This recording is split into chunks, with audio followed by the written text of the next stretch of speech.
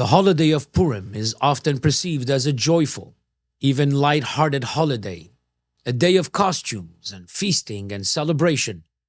But beneath this surface lies a profoundly unsettling truth. Purim is a story of existential uncertainty, of hidden realities, and of the thin veil that separates survival from destruction. It is a holiday of masks, not only the ones we wear, but the ones that reality itself seems to don. At its core, Purim asks us to grapple with one of the most haunting questions of Jewish existence. Where is God in the world that seems devoid of divine intervention? The entire book of Esther that we read on Purim, unique among the books of the Tanakh, does not mention God's name even once. It tells the story of a Jewish people abandoned by the whims of an unpredictable world, where threats arise suddenly and salvation is never promised nor obvious. Does this not resonate deeply with our times?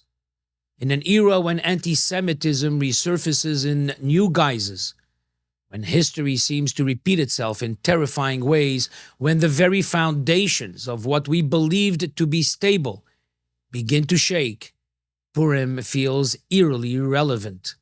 It reminds us that history is unpredictable, that safety is never guaranteed, and that sometimes the world itself wears a mask, concealing its true nature and the moment of revelation.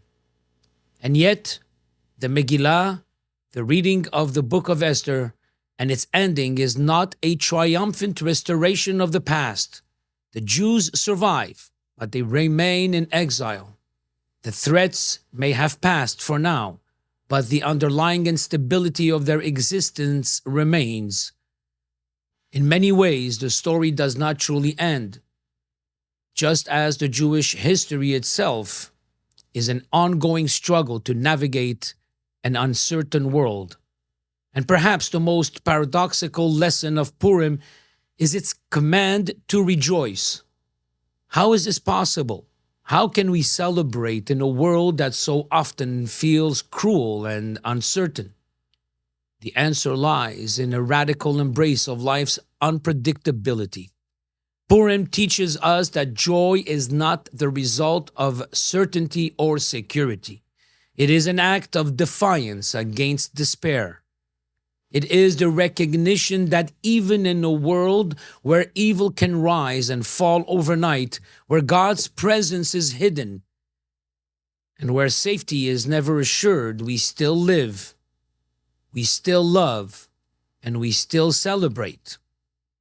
This is not a naive optimism. It is the deepest kind of faith, the faith that even in a world where God's hand is not visible, we are still here.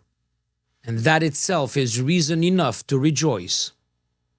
In this way, Purim is the most honest reflection of Jewish existence. It is the holiday that acknowledges fear, uncertainty, and hiddenness, but chooses joy anyway.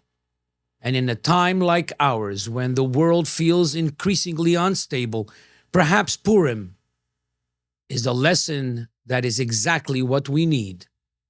To recognize the masks, to embrace responsibility, to be vigilant, but above all to celebrate the sheer miracle of existence.